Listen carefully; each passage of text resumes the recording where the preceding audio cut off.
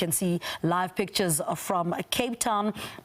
It is expected to arrive just before 8 o'clock. And then what will happen, as Lulama had said earlier, clergy and the church wardens will line the streets on Wale and Adderley Street as a guard of honor to pay their respects to the late Archbishop. The cortege will travel from Hertzog Boulevard down Adderley Street into Wale and will be met by His Grace Archbishop Thabo Makgoba, the Archbishop of Cape Town and Metropolitan of the Anglican Church of Southern Africa, as well as the very revered Michael Weeder, Dean of St. George's Cathedral. The body will lie in state from 9 a.m. until 5 o'clock at the cathedral, and the public will be allowed to pay the respects inside the cathedral. That is what is happening. That will happen today. Live pictures there from Cape Town, the cortege arriving, and we are giving you live pictures from Cape Town. Remember, it happened yesterday as well. This is day 2 of what is happening. Remember, as per his request, the archer's casket was simple and basic, lacking any form of extravagance. That's his request. Yesterday, the Tutu arrived at the church, had a brief moment with the clergy awaiting the body's arrival. The similar scenes will happen today when Tutu's that remained yesterday at 8:30. The casket was blessed with holy water by the Archbishop of Cape Town, Thabo Makgoba. That will happen again today, and then the clergy of the Anglican Church will be the pallbearers and will carry the archer's body into the cathedral. The plain wooden coffin will arrive there today. Yesterday we saw Tutu's daughter Thandeka accompany her father's body. We'll see today. We haven't seen any family members today, but we will give you live footage because Lulama Macha is there for us. So if you've just switched on, good morning to you. These are live pictures from Cape Town. They will arrive. That is the cortege of the Archbishop Emeritus Desmond Tutu on his way to St. George's Cathedral. It will arrive from Hertzog Boulevard down Adderley Street into Wale Street and will be met by His Grace Archbishop Thabo Makgoba, as I said a bit earlier in the crossing. Those are live pictures from Cape Town, and then let's see if we can hand over to Lulu Makia. Okay, so Vanessa Puna is the one that is ready for you. Vanessa Puna, we are seeing live pictures on our side. Vanessa, a very good morning to you once again. What is on your side? Lebo, yes, a very warm good morning to you. Let me just step out of shot for just a second. Of course, I'm standing on the corners of Adderley and Darling Streets here in Cape Town. From my vantage point, I can see in the distance the blue lights of, I suppose, the traffic officials and the cortege making its way towards me. I can also tell you that while we wait for that cortege to pass us en route to the St. George's Cathedral, there's also been a statement from Nat Joins, basically saying to us that everything is set and they are prepared for a safe funeral service, a safe Category 1 official special funeral for the Arch tomorrow, due to take place at the St. George's Cathedral. I'm just reading from a statement here. It says that since the passing of the Arch, all structures comprising of the various law enforcement officials, etc., were indeed put on alert, and also they've worked together to ensure that everything will happen according to plan. I've just stepped out of shot for a moment, Lebo, so that you can see the road here towards Wale Street in Adderley has been reopened. There you'll see the first sort of lead vehicle from traffic services coming through at the moment, where we very shortly expect the cortege carrying the body of the late Archbishop Emeritus Desmond Tutu. He has been hailed across the world as a moral compass, not just for us here in South Africa, of course. We know that since his young days, started training as a teacher, of course, disillusioned with the status quo under apartheid, then seeing the injustices taking place in this country under that regime, opting then to go into the church. And of course, that is where the Archbishop Emeritus Desmond Tutu has been making his mark for social justice, for equality, for human rights, for the underdog, underdogs, the poor, the underprivileged, those that are often put aside by society. Those, of course, are the people and the causes that the Archbishop Emeritus Desmond Tutu has fought his entire life for. And here comes the cortege now as we speak. And I'll just give you a bit of more background in terms of the Arch. I mean, just 2 months ago, on the 7th of October, we celebrated his 90th birthday at, of course, the St. George's Cathedral. And then, of course, 2 months later, we bid farewell to the Arch. And of course, at the moment, you'll see we've got visuals on that cortege coming through. A solemn procession here today. We know that the body of Archbishop Emeritus Desmond Tutu is enveloped in a very simple humility, a man who's lived his life in a very humble fashion. And of course, the way he will be buried today, the coffin that his choice selected to be the cheapest one available. He wanted to be a plain person all his life. And of course, that is the way we are saying goodbye to him. I'm going to cross over to my colleague Lulama. Lulama standing by at the steps of the St. George's Cathedral. Lulama, a very warm good morning to you. In just a few minutes, Lulama, you'll see that cortege coming through around the corner from Adderley Street into Wale Street. And for now, I'll cross over to you, Lulama.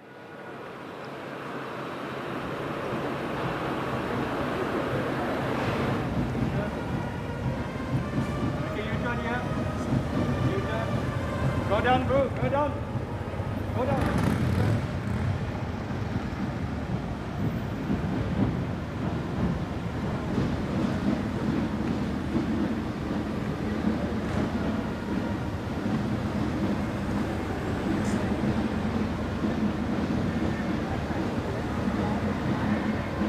Tutu, we can see here there it is approaching Wale Street, which is shortly is gonna stop in front of St. George's Cathedral, making a guard of honor, clergy, as well as church wardens. There's also a music band from the church, which is called a church brigade, that is made up of lads and girls from some parts of the province. The cortege, the hearse is coming now slowly. It's about to stop. We see Archbishop Thabo Mogoba and members of the family, 2 members from the family. Actually, it's 4 now. There is the bishop opening the door of the hearse.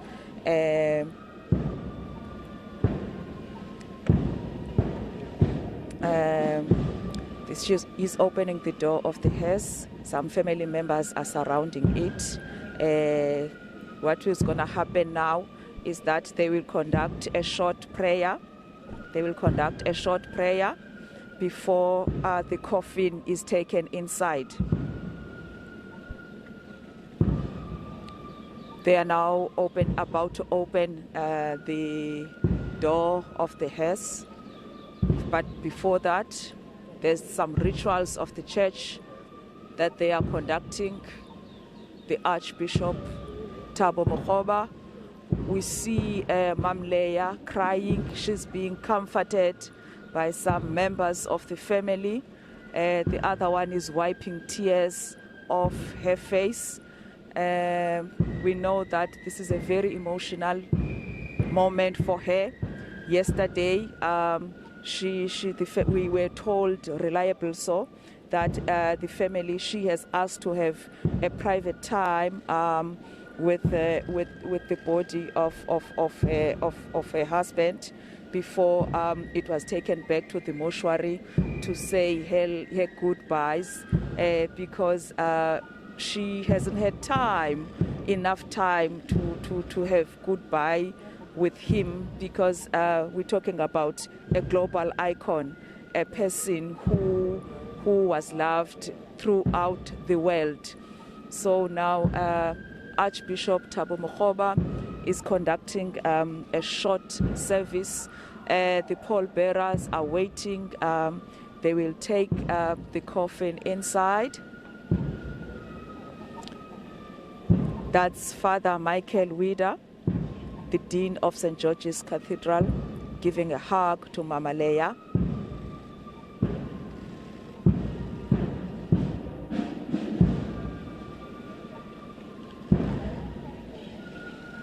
The coffin is about to get out of the hearse now. Any moment they are done with their short prayer. The band on the other side, the church brigade on the other side, is slowly playing music. There at the church, the pallbearers going to the hearse. They are going to take it out and take it inside the church. Mam Leah on the other side, we see her. She's being hugged by people close to her. She's surrounded by few members of the family.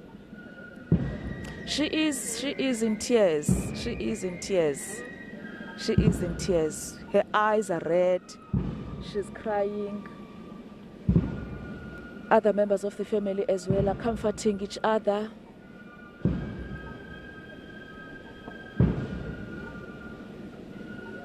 We now see the coffin getting out of the hearse. It's a simple pine coffin as per the wish of Archbishop Emeritus Desmond Tutu. He wanted a simple funeral. Although it's an official state funeral, it does not have glitz and glamour.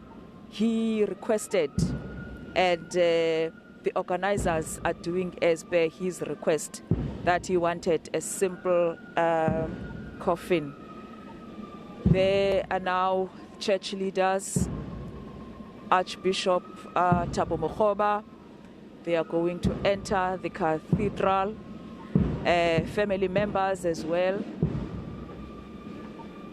They are getting inside. They are being sanitized. We know also that this funeral, COVID-19 protocols are going to be adhered to. Only 100 people will be allowed inside the church on the day of the funeral. And the church leaders has been saying that that is a big challenge for them, because just in Cape Town alone, the church leaders, and if you include South Africa, and there's family, so it's really only few people, those 100 people. It's going to be difficult for them as the church to choose who to go and who not to go. That's what they told us this week. But they will adhere to that 100 people inside the church. The last group of people now have gone inside the church. The doors are going to be closed. In fact, they are being closed as I speak. And a short prayer will be conducted, including the family. And then thereafter, the public will be allowed to start viewing the body. Yesterday, when we spoke to the mayor of the city of Cape Town, he indicated that he said that they are moved actually with the response from the public who came in here in large numbers to view the body.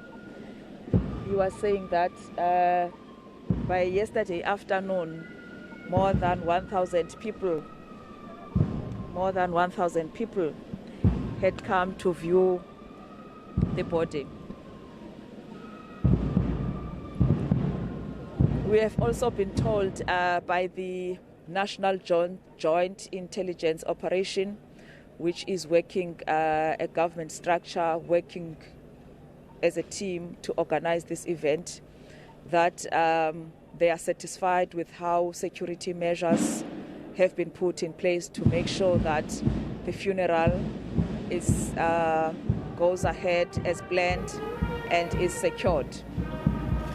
All right, Lulama, thank you so much. We will cross to you a little later on the program while we wait for that process to happen inside the St. George's Cathedral before the public is allowed back into the church. Now, in other Tutu-related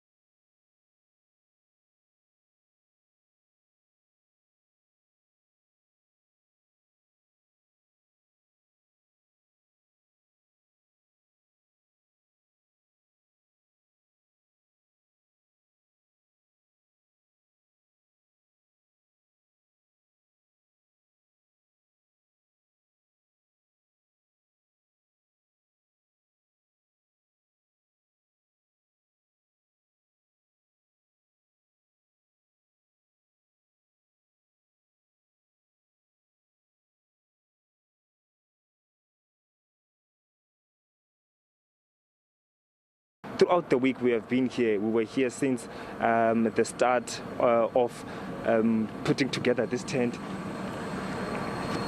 putting together this marquee, the construction of this marquee. We're here at the beginning of it. As you can see, it looks like now it is complete. It is ready. It is all systems go. People will be here, will be seated here. I believe it will be catering for dignitaries, of course, after the funeral. So the guys from the logistics side have done their parts. The flooring is done. It is looking pristine. It is looking sprint and clean. It is looking quite organized, Blaine. I want us to talk about the man and how he has been remembered, Blaine, for his role that he played during the apartheid struggle. He played his role through church. I remember, as we were saying throughout the week, that he was a teacher, but he decided to go into priesthood because he felt that his voice would be heard more during priesthood. That's where he studied theology and kept furthering his studies in theology overseas, coming back to South Africa to holding higher positions that gave him the voice to fight against the apartheid struggle. We would remember that in 1975, that is when he was elected as the Dean of Johannesburg, the first position for a black leader. In 1976, again, he got another post as the first Archbishop of Johannesburg, again in the Cathedral of St. Mary's there at that side as well. He was also a man of true manifest. I was saying to my colleague Blaine that it's quite ironic that he will also be laid to rest on the first day, on the first year that we are going to next year. So the Arch was a man of manifest, and his life has come full circle. He waited until his birthday on the 7th of October to turn 90 years fully. He also waited for the birthday of Jesus Christ on the 25th before he could pass away on the 26th.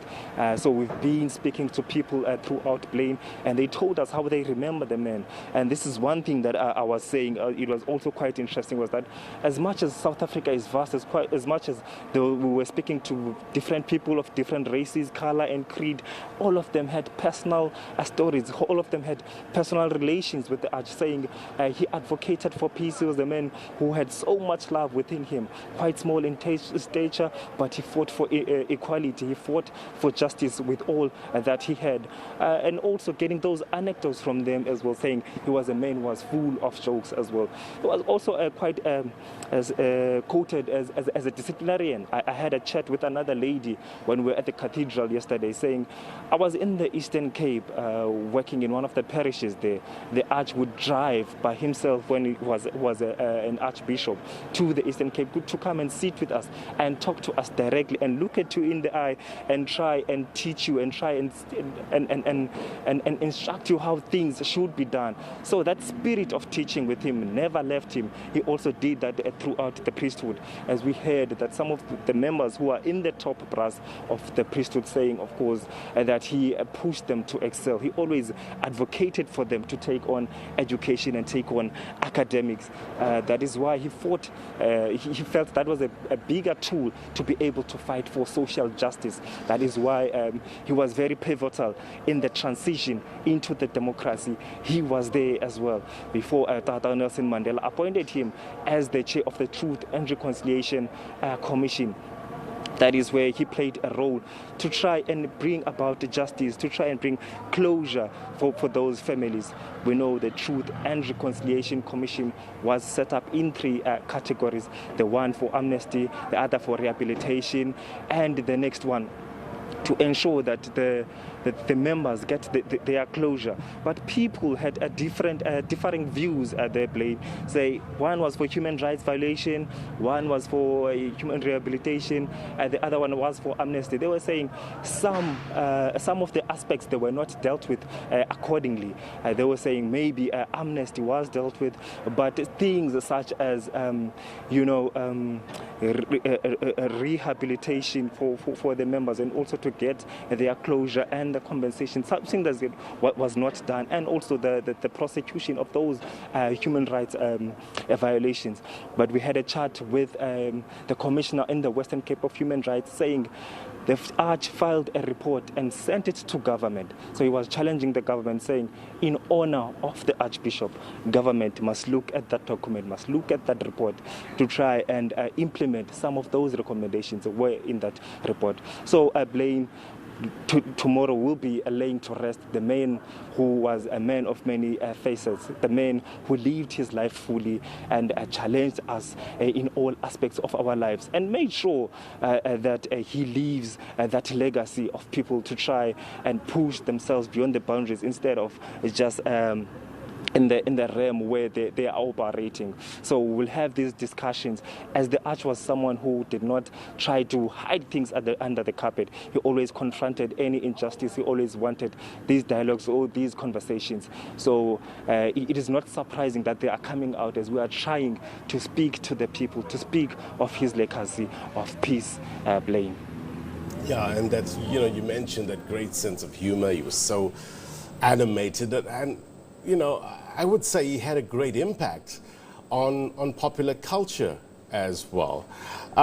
Talk to us, Atwile, with regards to the process tomorrow following the funeral. I understand that he will be cremated and his ashes interred at the St. George's Cathedral. Are you hearing anything different at this stage?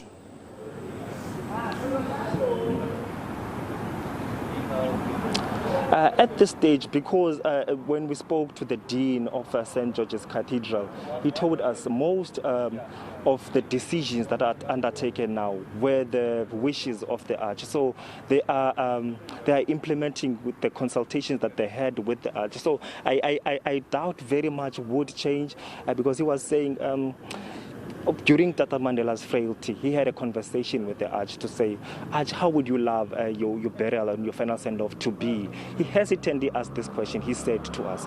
And then the Arch said he will come back to him. He went to consult with Mama Leah.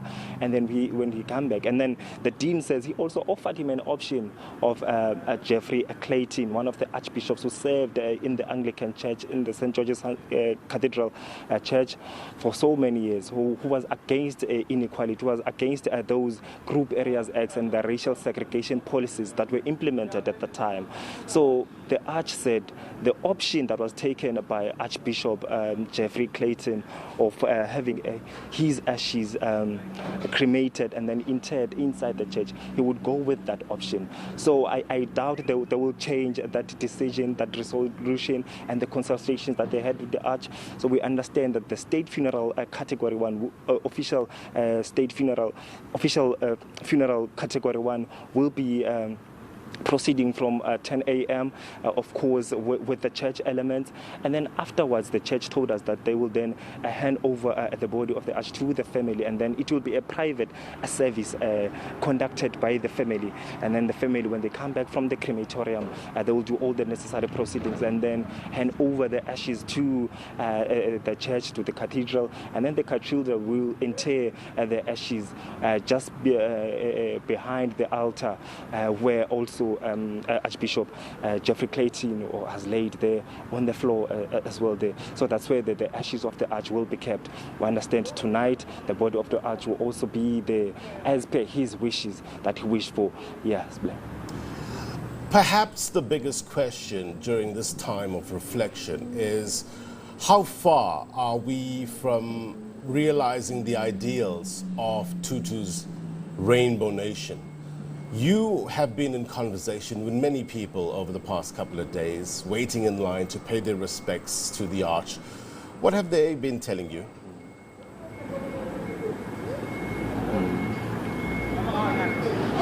Well, as you understand, Ben, that the people we spoke to come from different race, class, gender, creed, and ages. There were young people, there were old people, there were people coming from all different races. There were even people coming from abroad. What they said was that they need to take the lessons from the Arch. They need to take the baton and move it forward.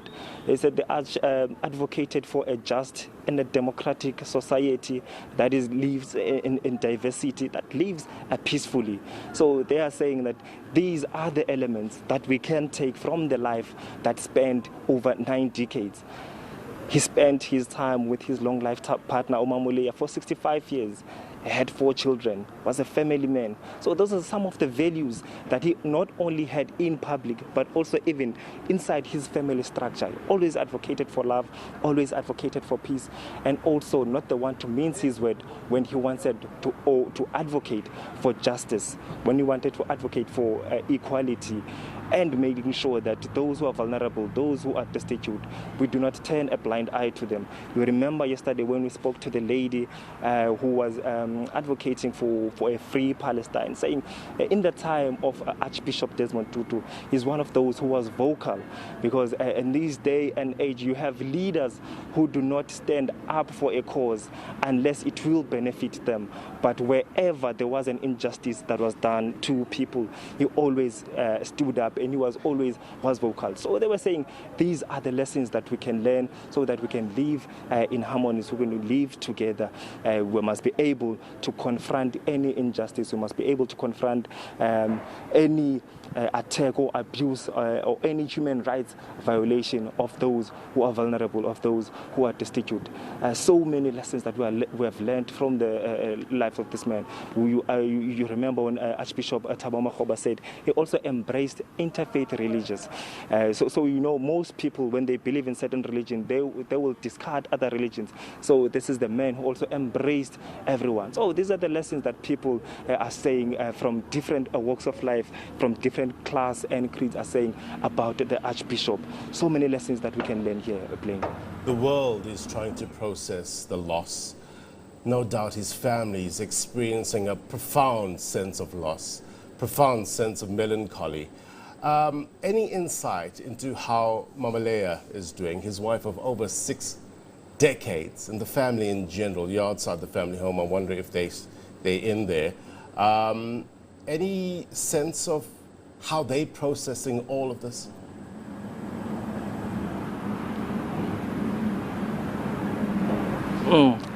You might understand, Blaine, for someone who has spent 65 years with the person, and for someone who was with the Arch on his last day. Mama Leah, we just saw her inside. She was pushing her trolley off wheels. Most people would say in the time of grief, most people would not be able to determine the deepness or the impact that it will have, because you still have people around. There were still bouquet of flower incarnations inside there. So maybe right now she might not feel the loss up until maybe the people are gone, because we also spoke to the doctor, or Reverend Unontombi Naomi Tutu, was saying, my mother is well, my mother is strong, maybe it has not sunk in yet. So this is what most people are saying. Even a family friend and Minister of Public Works, Mama Patricia Dele, was also saying the same thing, saying we are always with Mama Leah. She is busy telling us, trying to recall all the stories of Utata Desmond Tutu, all the memories that they had together. So for her, she still has people around. She is sharing those stories of the life that they live over the 6 decades. And also we can imagine it must be some of those humorous stories, some of those inspirational stories, some of those stories that they had to intervene in the time when peace was needed in the country. So this is someone, most leaders that we spoke to, especially in the priesthood, were saying, we cannot speak about Ubaba Desmond Tutu alone and not speak about the role that Mama Leah had behind her. As the saying goes, behind every successful man there is a woman. So Mama Tutu was always right there by her side. It was always the strong person next to the Archbishop. They are outside now, sitting there outside. We saw her pushing the trolley of wheels with her daughter-in-laws and her daughters, and also some of the family members who have just come back now. We understand that there will be some high-profile members who will be coming, possibly others from abroad, hoping they will come in early so that we can catch them. We do not know the times as yet, but he is someone who is holding on. But we will see as the time goes, Blaine. We do not want to preempt many things, as you understand how dynamics usually play in people who have spent so much time together, Blaine. Such great reporting, Artula. What you're doing is you're really pulling back the curtain and giving us some great insight into the man that was Desmond Tutu. Atula Joka, as well as Arif Khan. Live for us there. Thank you very much indeed. Appreciate the reporting. An intimate...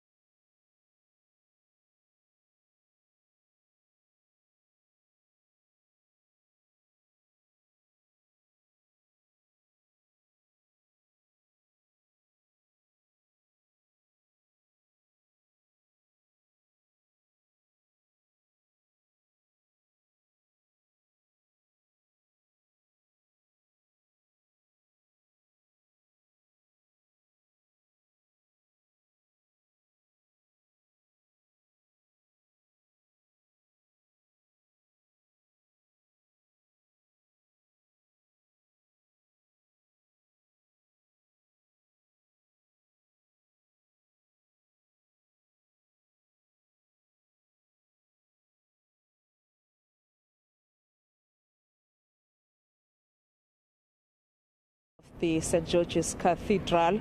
The bells have just stopped ringing. They started on Monday at 12 o'clock, ringing for 10 minutes. Today is the last day. That's one of the ways that the church was paying its tribute to Archbishop Desmond Tutu, whose body is lying in state inside here, arriving this morning. It was received by the Archbishop Thabo Mokgoba, as well as Father Michael Wida, who is the Dean of the Church. Doing the guard of honor this morning were clergy and some of the senior church leaders who will not be able, Nzinga, to come tomorrow inside the church for the funeral, because there should be adherence to COVID-19 protocols, and only 100 people are allowed inside the church in Nzinga. Lulama, talk to us about what kind of security is in the precinct there. We know that the arch has been lying in state so people can come and pay their respects to him yesterday and today before that funeral and the interment tomorrow. Talk to us about the security and the type of activity that's taking place there. Well, Nzinga, we know that this is a Category 1 state funeral. The president of the country will be expected to deliver eulogy here. So the security is at that level. Secondly, this funeral has attracted media from international. When I spoke to GCIS earlier on, they indicated that BBC, CNN, Asian broadcasters, as well as German broadcasters, and many other international countries are here. So the security is tight. At 11 o'clock, there was supposed to be a briefing to brief us about that security. Of course, Nzinga, we can't know everything because security plans must be kept a secret, so that it's only those authorities who know what will happen. But if you look around even now, the area we are at, it's cordoned off. No cars are passing by. It's only pedestrians. Even pedestrians, Nzinga, it's only those people who are coming in to view the body of Archbishop Emeritus Desmond Tutu. And the media is only allowed to access this area only with your accreditation card. So it just tells you that security is tight here. And authorities also, they have appealed to the public to adhere and to observe and to listen to the security measures that they are expected to follow today and tomorrow. Zinga. Lula Mamakia giving us an update there from the St. George's precinct near the St. George's Cathedral, where we're going to see that funeral tomorrow. Of course, SABC will begin broadcasting those activities from 6 o'clock tomorrow morning. Now, there are a number of activities at the Tutu family home as preparations for the funeral tomorrow gain momentum. South Africans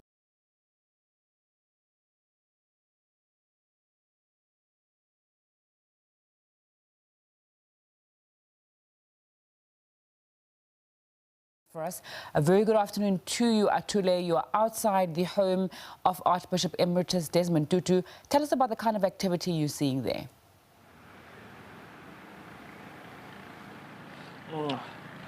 Good day indeed, Nzinga. Just not so long ago, there was a bus here taking some of the individuals from inside the house. We understand some of those individuals are the grandchildren of the late Archbishop Tutu. So they are going to St. George's Cathedral. That's where they are going to view the body. So we will give the heads up to our colleague Lulama Matya, who is stationed there next to St. George's Cathedral to look out for that trip of the grandchildren going there to view the body of their grandfather for the last time. We understand that they are also joined by their grandmother, who is the only surviving of Tata Desmond Tutu, Mama Usuvia Tutu. So Mama Gloria Tutu. So they are going there to view the body in that bus, to pay their last respects amid the public also there also to view the body. So we want to see how that will happen. Obviously, the family will not stand in line. So we'll see how that arrangement will be done to also allow the family members and the grandchildren to also get that opportunity to see their grandfather for the last time. And then when they are done, they will come back here. We are hoping to get interviews with them. We understand they are also joined by celebrity and personality Omaksa Maponyane, who is also a family friend. He's also in that bus to go and pay their last respect to the Archbishop as a family friend and also the friend of the grandchildren. Dignitaries are still coming in, family friends are still coming in to Mama Ulia Tutu, who's inside here today, trying to wait until tomorrow to see how things will unfold, to say goodbye to the life partner which she had for 65 years, Utata Desmond Tutu.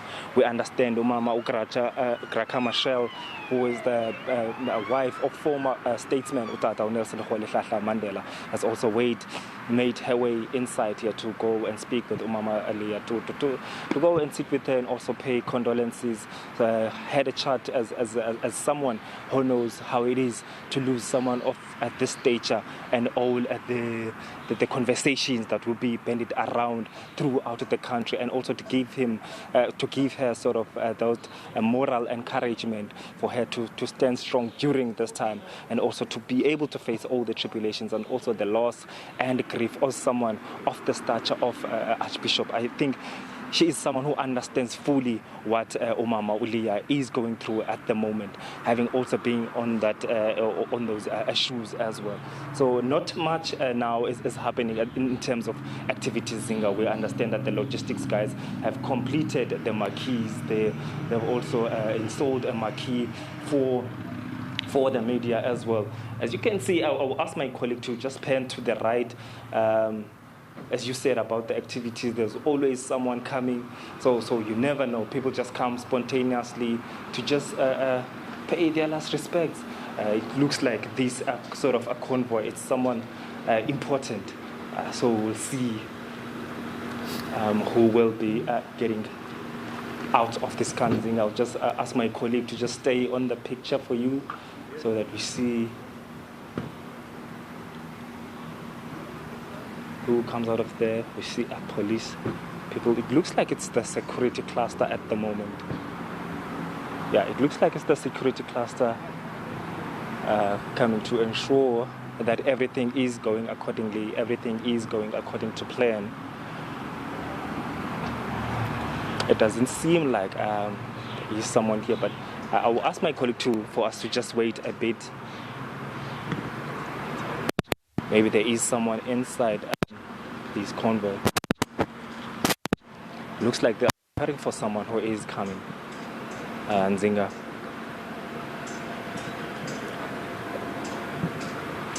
But it is not clear. Okay. Family friend Benny and the person who is doing media for that Archbishop Tutu coming out of the gate to try and attend the members of the police there to speak to them about what will be happening. It doesn't seem like someone is coming out of that convoy in Zinga, but if anything comes, we will let you know. But this is what is happening here at the moment outside the Tutu home. We will be here sitting and hoping that Mama Kraka will also grant us an interview to speak to us about the life and times of Desmond Tutu, and also how she found Mama Lia, and also some of the messages that she has shared with her inside of the Nzinga. Atulia Joka giving us an update from outside the Tutu home in Milnerton in the Western Cape. Let's come back to Gauteng now and focus our attention on the home parish of the late Archbishop Emeritus Desmond Tutu. The Holy Cross Anglican Church in Orlando West is where a memorial service was held earlier today. Let's cross lives to my colleague Nozintombi Mia, who is there. A very good afternoon to you, Nozintombi. Just describe that memorial service to us. Thank you so much, Nzinga. It was an extremely exhilarating mass here at the Holy Cross Anglican Church at the Orlando West Parish, which obviously, as we've been saying throughout the course of this morning, was the Archbishop's home parish. And you know what's quite interesting about this particular parish itself is that it sits literally right across the Hector Peterson Memorial Museum and just meters away from what has now become known as the Tutu home on Vilakazi Street. So it's sitting on prime real estate that has got such massive historical significance here in Soweto with regards to the 1976 youth uprising, with regards to what we've seen with any type of uprising here in Soweto. And you know, this was not something that didn't go remiss at this particular service. And we do know that some of the most high-ranking Anglican archbishops in the region of Johannesburg were here. And what was quite touching in the sermon, Nzinga, is that they lit 90 candles. And I'm just going to ask my camera colleague Herbert to just zoom in to what I'm standing right in front of, the candles that have been lit. You'll see that the candles themselves, I think one lone candle is still burning, but there were about 90 candles that were lit here. And this was where the ceremony took place. And this is where the high-ranking Anglican bishops came to ensure that they shared their fondest memories with the Arch. And we know that the presiding reverend of today's Mass, Reverend Dr. Stephen Morwe, spoke very highly about the bishop and spoke about some of the songs that he fondly remembers the bishop getting up in joyous prayer and joyous worship and joining the congregation and leading the congregation and singing those songs because he felt the Spirit move in him, move him through song.